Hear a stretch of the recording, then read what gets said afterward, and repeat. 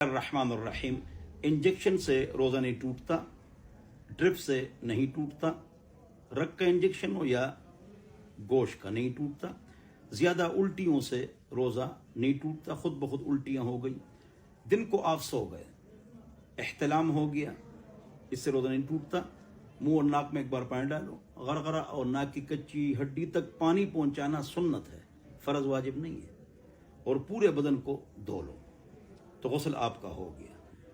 دانت میں کام کرنے سے، روٹ کنال کرنے سے، اس کو کیپ چڑھانے سے اور زخمی ہونے سے، آدمی زخمی ہو جائے روزہ نہیں ٹوٹتا۔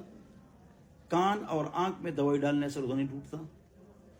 دھوڑ منہ میں آ گیا، ناک میں خوشبو، اگربتی، تو اس سے روزہ نہیں ٹوٹتا۔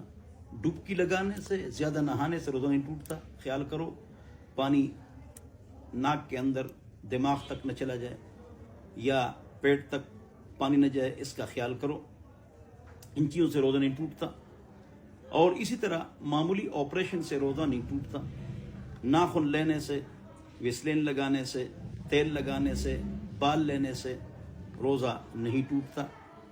اسی طرح ایک آدمی شادی شدہ ہے اور بیوی کے ساتھ لیٹ گیا، ہنسی مذاق کرے تو ملاپ کے علاوہ اتق شعار الدم، اما جی عائشہ فرماتی ہے، تو ملاپ کے علاوہ سب کچھ کر سکتا ہے، لیکن یہ ضروری ہے کہ اس کو یقین ہو کہ میں ملاپ نہیں کروں گا، اپنے نفس پر یقین ہو۔ بوسہ لینے سے روزہ نہیں ٹوٹتا۔ تو ان چھکنے سے، اگر آدمی کسی چیز کو چھک لے تو اس سے روزہ نہیں ٹوٹتا۔ یہ وہ چیزیں میں نے بتا دی جس سے روزہ نہیں ٹوٹتا۔ جن چیزوں سے کفارات ہے روزہ ٹوٹتا ہے، اس کے لیے اگلی ویڈیو بنا دیں گے۔ اللہ ہم سب کو سمجھ عطا فرمائے۔